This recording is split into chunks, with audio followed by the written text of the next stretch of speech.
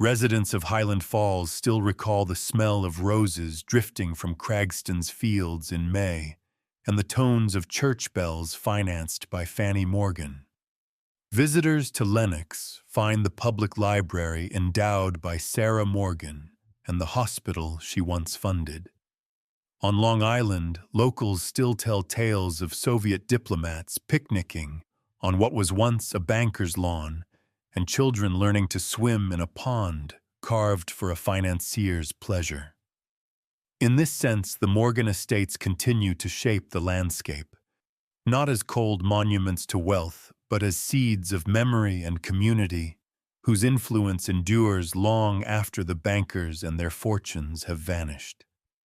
Those acts of generosity were not isolated gestures.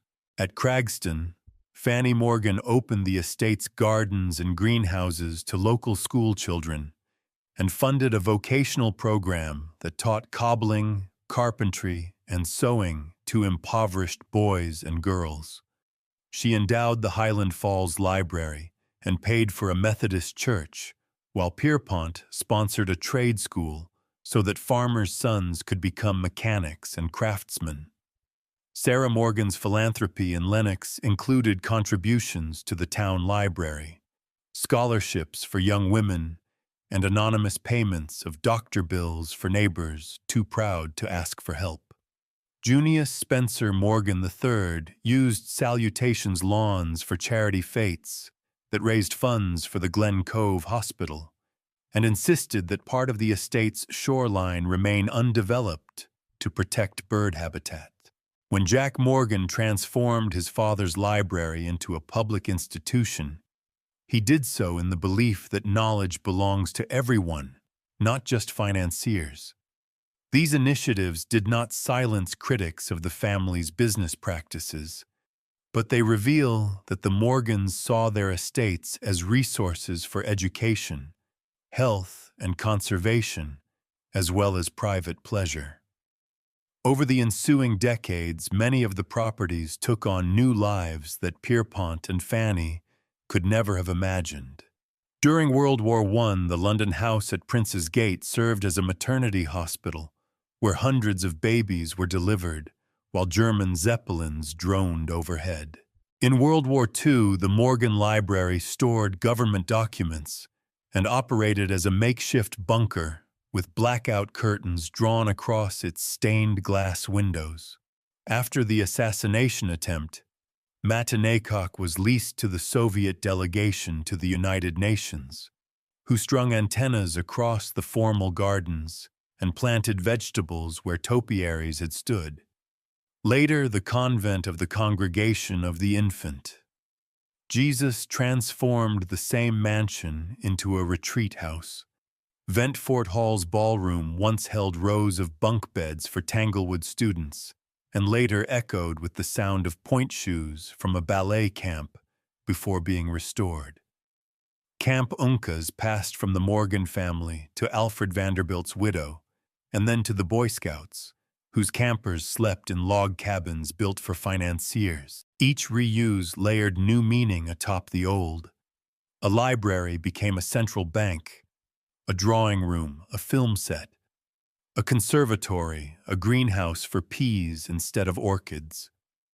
The transformation of these spaces underscores that grand houses may begin as symbols of wealth, but in time they become hospitals, schools, war rooms, and museums. Their stones carry the laughter of children, the sighs of mothers, and the orders of commandos, reminding us that architecture outlives both its patrons and its original purpose. The building's role as a sanctuary for art and ideas was tested long before it became a museum. During the panic of 1907, when a speculative bubble burst and trust companies teetered on the brink of failure, Pierpont Morgan convened New York's financial leaders within his rotunda. There, beneath ceilings painted with Renaissance motifs and surrounded by shelves of vellum-bound manuscripts, he locked the doors and refused to let the bank presidents leave until they agreed to pool their reserves and rescue the economy. For hours the men argued, smoke thick in the air. Morgan paced the patterned marble floor, occasionally escorting obstinate holdouts into a smaller gallery, where they could not leave until they consented. Eventually, they pledged their fortunes to stabilize the banks and underwrite the stock exchange, and the panic subsided. In the following days, Morgan's library served as an improvised command center, where clerks tallied loans and messengers came and went. The episode made him a national hero and underscored the fragility of an economy that relied on one man's drawing room instead of a central bank. It also highlighted the tension between private opulence and public responsibility. A room designed for contemplation became a war room for high finance. The crisis spurred the creation of the Federal Reserve, ensuring that never again would one banker's private library have to safeguard the nation's monetary system. The story of the Morgan family estates is not just a catalogue of grand houses and manicured gardens. It is a window into the ambitions and anxieties of a banking dynasty that helped shape the American economy and the world itself. Imagine standing on a bluff above the Hudson River in the late 1800s. From the lawn, a palatial Victorian mansion gazes over the water, its facade bristling with gables and turrets. This is Craigston, the summer retreat where young financier John Pierpont Morgan would escape the heat of New York City.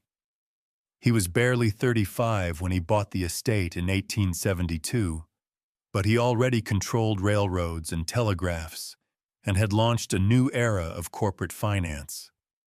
He and his wife Fanny came here every summer, commuting to Manhattan by steam yacht and tending to what he called the farm, a gentleman's spread of dairy cattle, orchards, and gardens. Neighbors would later recall seeing him kneeling in the soil, cutting hundreds of roses in a single morning, or ordering thousands of daffodil bulbs planted in tribute to his wife's favorite flower. Few realized that the quiet country house, built in 1859 by retired jeweler Wycliffe Baldwin, would become the stage for one of the Gilded Age's great experiments, tragedies, and reinventions. Craigston began as a Victorian pile of roughly 368 acres on what locals then called Buttermilk Falls. When Baldwin died in 1871, the rising banker swooped in and bought it for around $60,000, then spent the next decade expanding the property towards 700 acres and transforming it into a working estate. Architects Peabody and Stearns, famous for designing the grand cottages of Newport, added a third floor, a Tudor wing, and a glass conservatory that bathed the interior in light while preserving the house's quirky gables at Fanny Morgan's insistence. Morgan loved technology and convenience, yet he insisted that the house reflect English country simplicity. He grazed cattle in the rolling meadows, raised chickens in the barns, and hired dozens of gardeners to tend the vegetable plots and flower beds. Servants lived in outbuildings, a carriage house, a barn, a well house, and stables, built around 1860 to support the estate. Every weekend he would board his steam yacht, the Corsair, at the dock below the bluff, steam down the river to his offices on Wall Street, and by Monday morning, he would be at his desk directing railroads and negotiating international loans. He liked to joke that thanks to his Highland retreat, he could do a year's worth of work in 9 months. Life at Craigston was not all pastoral. The Morgan family entertained captains of industry and inventors here. Thomas Edison, Nikola Tesla, and Andrew Carnegie visited, and newspapers sometimes breathlessly described the parade of luminaries stepping off the Corsair to dine with America's greatest banker. Morgan's children learned to ride horses on the estate's bridle paths and to sail on the Hudson. Yet the very forces that had made the house possible were changing the world. In the 1890s, Morgan financed Edison's Light Company, and he decided to turn his Manhattan brownstone on Madison Avenue into the first private residence in the city illuminated solely by electricity. Edison installed a steam engine and generators in the stable and ran wires through the house, vibrated the walls and filled the first floor by turning a knob at his bedside, but it also wreaked havoc. The generators vibrated the walls and filled the neighbor's pantry with soot. Stray cats gathered over the warm conduit, yowling, and to the Morgan's horror, a bent contact under his library table sparked, set the oriental carpet alight, and burned the room while they were at the opera. Morgan's son-in-law later recalled returning to find the magnificent library a charred mess of torn floorboards and scorched furniture. The financier's temper flared, but he insisted on fixing the system, not abandoning it. Such was his relationship with technology. He embraced innovation, but demanded perfection. Craigston reached its golden age around 1900. By then, the estate encompassed hundreds of acres of woods, meadows, and gardens that rolled down to the Hudson. Morgan added a Tudor wing and a glass conservatory, and he planted thousands of daffodils that still bloom across the hillsides every spring. Fanny founded a village library and trade school in nearby Highland Falls, and the Morgans became philanthropic patrons of the community, donating to churches and schools. But in March 1913, Morgan died unexpectedly while traveling in Rome. His death marked the beginning of the end for Craigston as a private family haven. Fanny returned alone for more than a decade, holding on to the memories of summers spent gardening and reading on the porch. She passed away in 1924, and with her the Morgan era at Craigston ended. The estate changed hands in 1926 and entered a period of decline. It became a country club and golf resort, its great rooms carved up into apartments during the war years.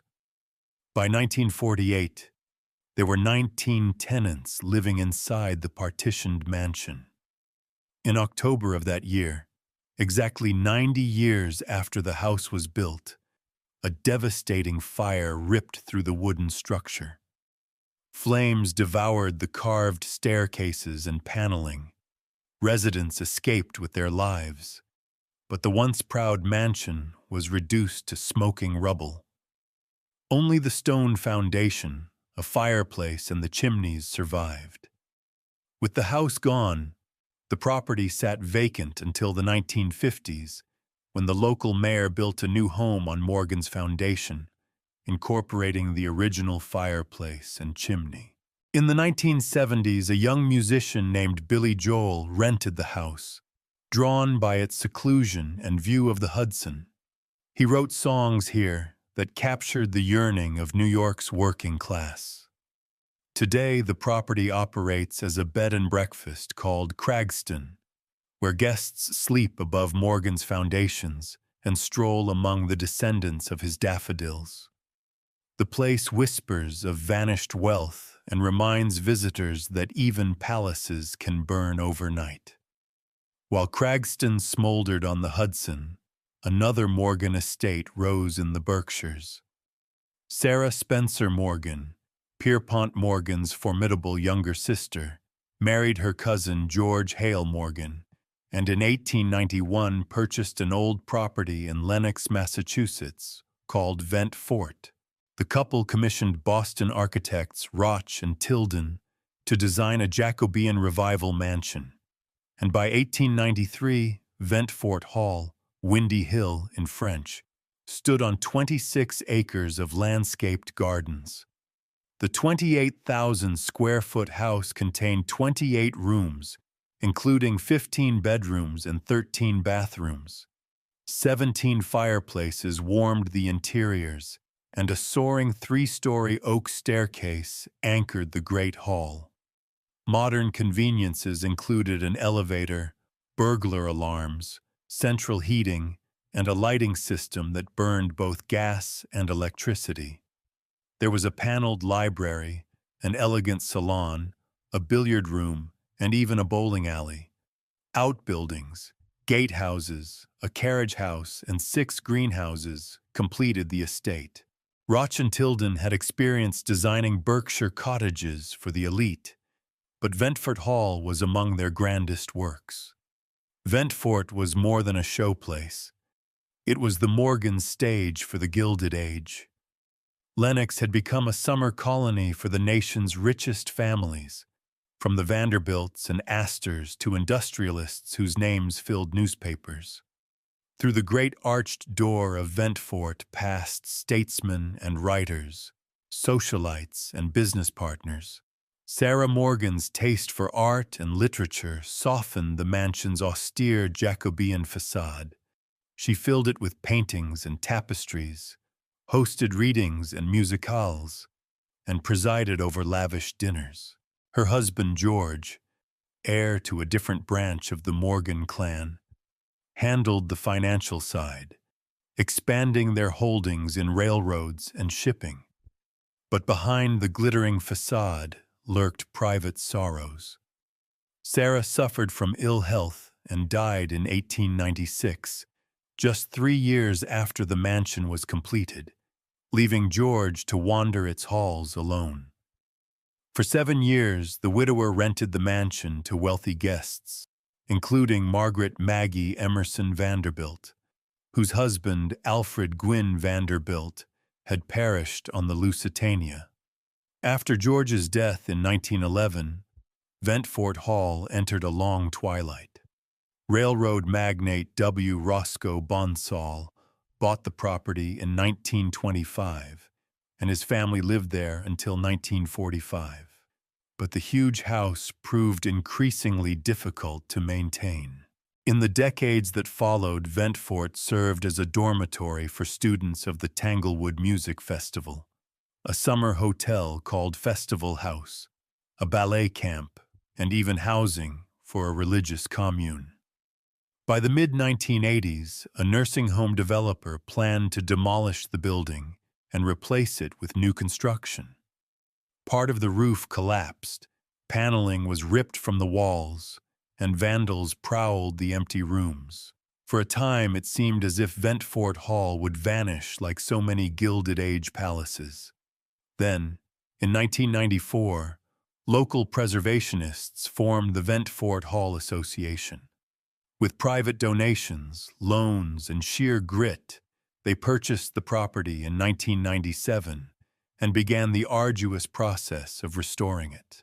Today, Ventfort Hall operates as a museum dedicated to the Gilded Age and to Sarah Morgan's vision.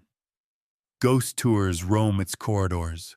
Restored rooms mingle with peeling wallpaper and exposed laths.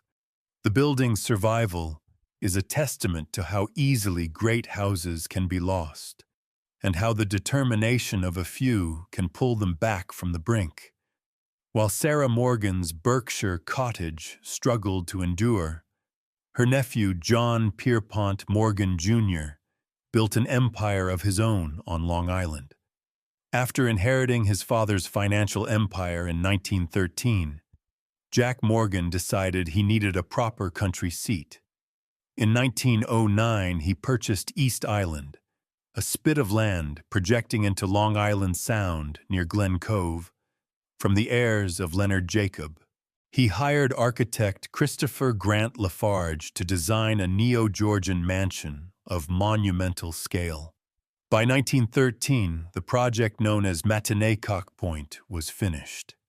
A 57-room mansion with 18 bathrooms, soaring reception rooms 30 feet square, marble fireplaces and sinks, carved moldings, a small gymnasium and secret panels hidden in the walls. The 140-acre estate boasted stables, cottages, greenhouses, and farmland for his prize-winning herd of Jersey cattle.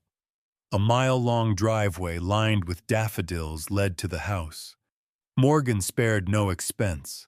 The bill for construction reached $2.5 million, more than $25 million in today's dollars.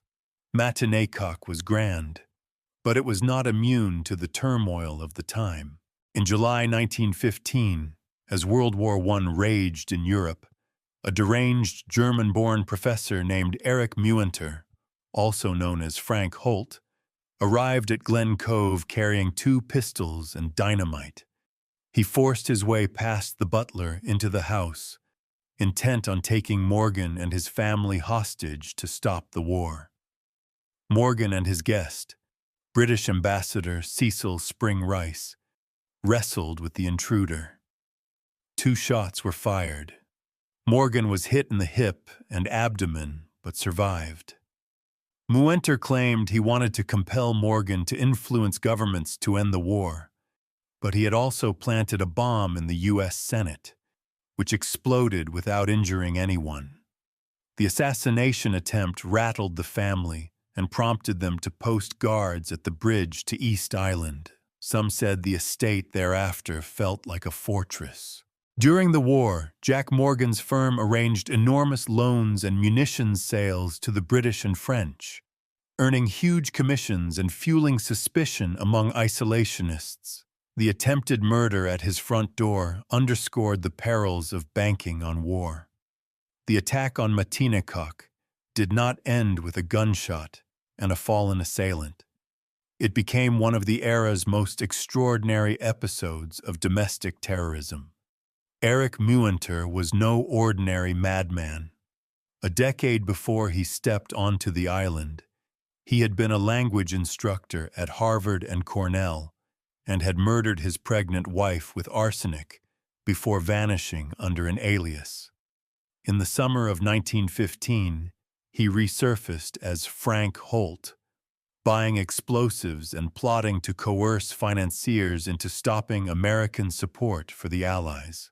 The night before he came to Matinacock, he slipped into the Senate reception room in Washington and planted a time bomb that blew a hole in the marble wall at midnight without killing anyone. Then he drove north, carrying dynamite and 2 pistols. He told Morgan's butler he had urgent news, pushed his way into the foyer, and demanded that Morgan telephone the White House to halt war loans. In the ensuing struggle, Muenter fired twice, wounding Morgan in the thigh and hip. Servants and guests disarmed him and tied him with a napkin while Fanny hid upstairs with the children. In his pockets were letters to newspapers explaining that he wanted to end the war by threatening the men he blamed for fueling it. Investigators later discovered a second bomb planted aboard the ammunition ship S. Minnehaha. It was found and defused. Muenter bragged about his plans to the police and then leapt to his death in jail 2 days later by smashing his skull against the concrete floor. Morgan's injuries were serious, but he survived after surgeons removed the bullets. The shooting shattered the illusion that Long Island's barrier islands could shield bankers from the anger of the world. In its aftermath, the family installed searchlights at the bridge, stationed armed watchmen on the lawns, and vetted every caller. Isolationists hailed Muenter as a twisted hero, while others saw him as a symptom of global turmoil. For the Morgans, the attack transformed their summer refuge into a guarded compound and revealed that wealth and power carried not only privilege, but peril. Fate's hand intervened in another near catastrophe that same decade. Pierpont Morgan had booked the most lavish suite on the RMS Titanic for its maiden voyage in April 1912, as befitting the head of the shipping line's parent company. The suite, 2 bedrooms, a private promenade, and a bath big enough for a full-sized tub awaited him, and newspapers breathlessly reported that the banking titan would sail with his art dealer daughter. Days before departure, however, Morgan canceled his trip, citing business commitments and ill health. Rumor had it he preferred to remain at his villa in the French Riviera with his companion. When the Titanic struck an iceberg on April 14th and sank with more than 1,500 passengers, including fellow magnates John Jacob Astor IV and Benjamin Guggenheim, Morgan read the telegraphs from shore. Had he been aboard, his death could have convulsed international markets and altered the future of his bank and art collection.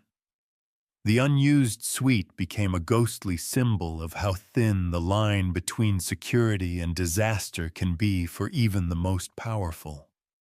For Morgan, who had survived fires and financial panics, it was a reminder that no fortune can guarantee safe passage. Matinee-Cock remained Jack Morgan's principal home for 30 years. He lived mostly alone after his wife's death in 1925, but the house was rarely quiet. His grown children, friends, servants, farmers, and 24 gardeners came and went, and he hosted dignitaries on the great terrace that overlooked Long Island Sound. Yet the island was not as isolated as it seemed. In 1943, when Jack died, the estate had shrunk to 73 acres. He left it jointly to his sons Junius and Henry, but the property quickly became a burden. They sold it the following year for $120,000 to Beverly Hills developer Joseph Miller, who flipped it weeks later to a Philadelphia industrialist, Philip Publicker. Publicker planned to subdivide the land for housing, but first leased the mansion to the Soviet Union as a retreat for diplomats attached to the United Nations. Neighbors were appalled. There were rumors of hidden antennas and espionage. Some protested by sailing a boat painted red around the island. In 1950, the city of Glen Cove seized the property for unpaid taxes and put it up for auction. Although the Soviets offered the highest bid, Morgan's lawyers blocked the sale and arranged instead to donate the estate to the Sisters of St. John the Baptist, an Italian order of nuns. The sisters ran a retreat there until 1971, but the mansion proved too expensive to maintain. It sat empty, windows broken, draperies hanging in tatters. When Glen Cove decided to redevelop East Island, the Morgan house resisted demolition. Built of steel and stone, it withstood wrecking balls. Finally, crews set charges and dynamited the building, reducing it to rubble. Today, the lawns where Morgan's cattle grazed are the backyards of modest suburban homes. Only a few cottages and the dairy barn survive as ghostly reminders of the estate that once hosted diplomats and revolutionaries. Across a narrow channel from East Island sits West Island, where another member of the family built a refuge. Junius Spencer Morgan III, Jack's elder son, commissioned architect Roger Bullard to design a 45-room colonial revival mansion known as Salutation. Construction began in 1919 and continued through 1929. The finished house spanned 27,000 square feet and sat on 21 acres surrounded by water. Salutation's symmetrical facade and Ionic columns evoked 18th-century American architecture, but inside were modern luxuries. Junior Morgan hosted politicians and artists there, and the estate's guest cottage called Creek House became a refuge for Jacqueline Kennedy in the summer of 1964, months after her husband's assassination. Over the decades, Salutation changed hands only 3 times. In the 1970s, Junius sold it to Texas coal magnate John Stockwell Samuels III, and in 1993 it was sold again, eventually coming to market with the rest of the island for $125 million in 2017. The estate has served as a set for movies such as Sabrina, A Perfect Murder, and even episodes of Succession, proving that, though privately held, it still resonates in the public imagination. Its survival contrasts starkly with the fate of Matinee Point and underscores how randomness and stewardship determine whether Gilded Age mansions endure or vanish. Not all Morgan retreats were palaces. Some were rustic camps far from Wall Street. In the Adirondack Mountains of upstate New York, timber baron William West Durant built a lavish log compound called Camp Uncas in 1893.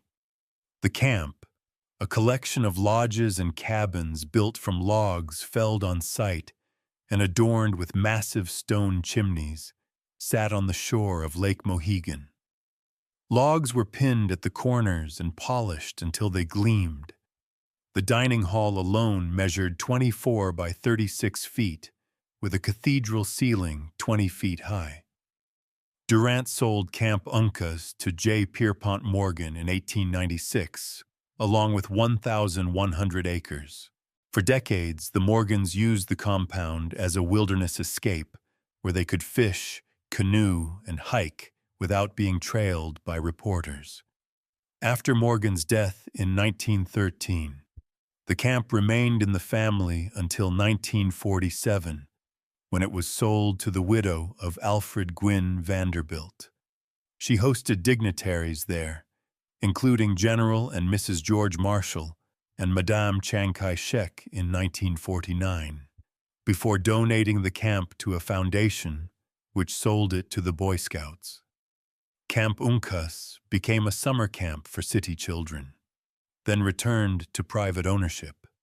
It was declared a National Historic Landmark in 2008, long after most great camps had been subdivided. The survival of this rustic compound offers a counterpoint to the stories of burned mansions and dynamited Georgian houses. Here, log walls and stone hearths outlasted marble and brick. The Morgans also maintained a foothold across the Atlantic. In 1854, banker Junius Spencer Morgan rented number 13 Prince's Gate, a stuccoed terrace house overlooking Hyde Park in London, and within a few years he purchased it. When he died in 1890, his son Pierpont inherited both number 13 and the adjoining number 14.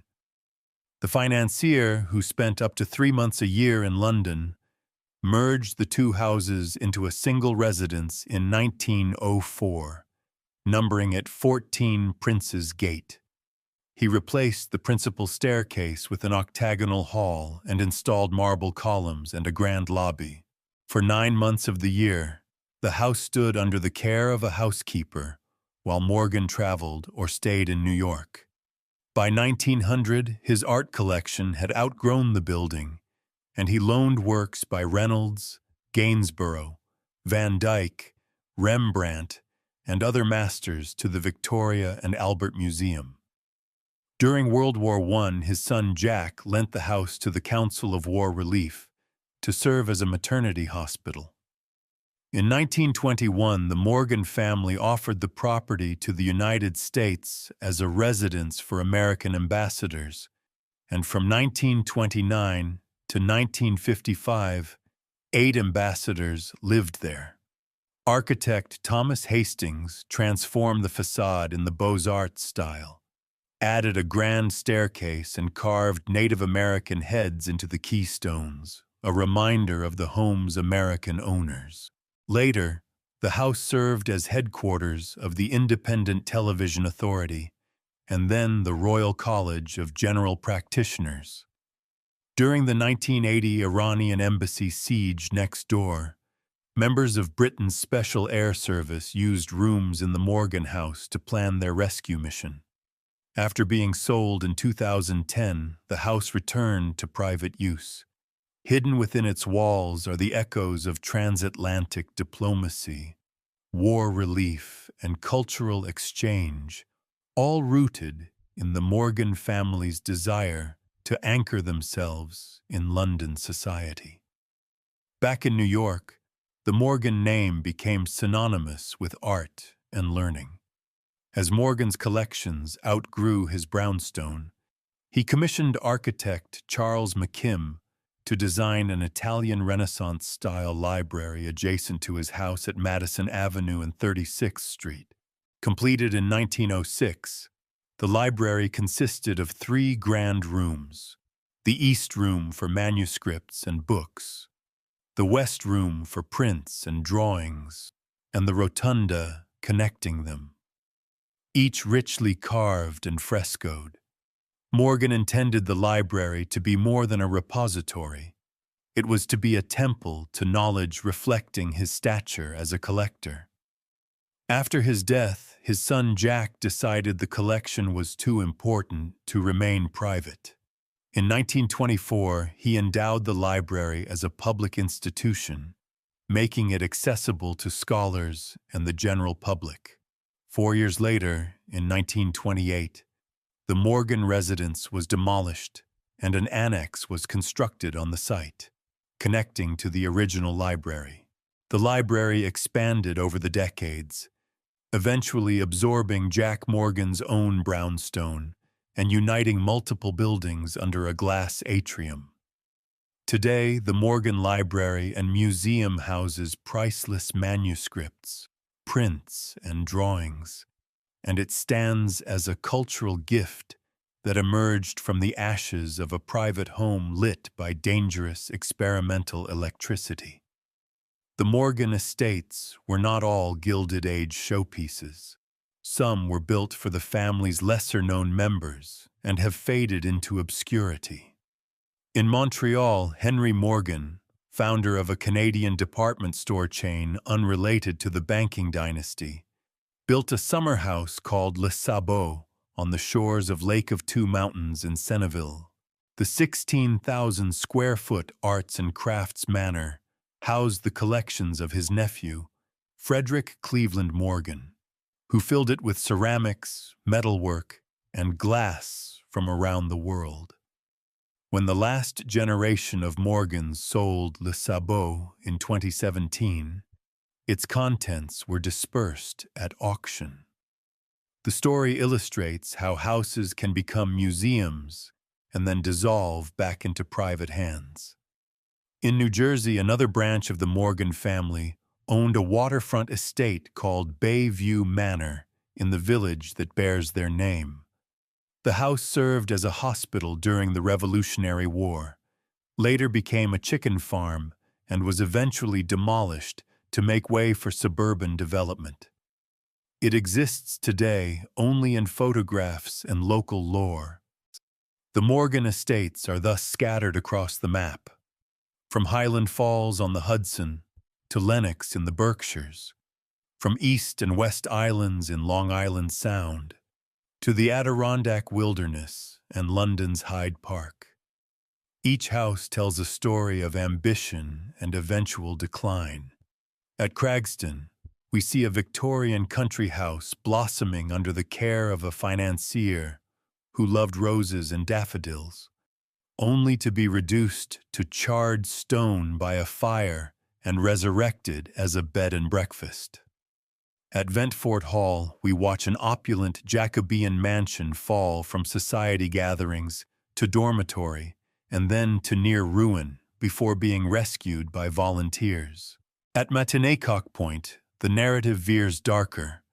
The head of one of the world's most powerful banks is shot by a deranged professor. The house later becomes a Soviet retreat and then a convent, before being dynamited and replaced by split-level ranches. Salutation stands as a lonely survivor, a film set for the rich and famous, while across the water, Camp Uncas endures as a log-built retreat, where the only noise is the call of loons and the crackle of a hearth. In London, the Morgan townhouse morphs from art gallery to maternity hospital to ambassador's residence to television offices, its walls absorbing the whispers of financial deals and international crises. And in New York City, a brownstone library with 385 electric lights suffers a near-catastrophic fire, yet ultimately begets a public museum visited by thousands each year. What makes the story of the Morgan estates so twisted is not merely the sequence of accidents and demolitions, but the moral undercurrent running beneath them. The Morgans were titans of finance who profited from railroads, steel, electricity, and war. They used their wealth to build dream houses, to collect art and rare books, and to sponsor cultural institutions. At the same time, their fortune was tied to controversial dealings, from monopolies broken by the government to munitions sales that prolonged a war. When war profiteering stoked public anger, a bullet fired at Matinee-Cock and bombs planted on Capitol Hill symbolized the world's resentment. The Ludlow massacre and other labor disputes, though not directly tied to the estates, cast a shadow over the family's opulence. Yet the Morgans responded in part through philanthropy. Jack's decision to give the library to the public, Sarah's support of libraries and trade schools, the donation of East Island to a religious order, the preservation of Vent Fort by volunteers. Their estates became places where art, music, and hospitality were shared, not hoarded.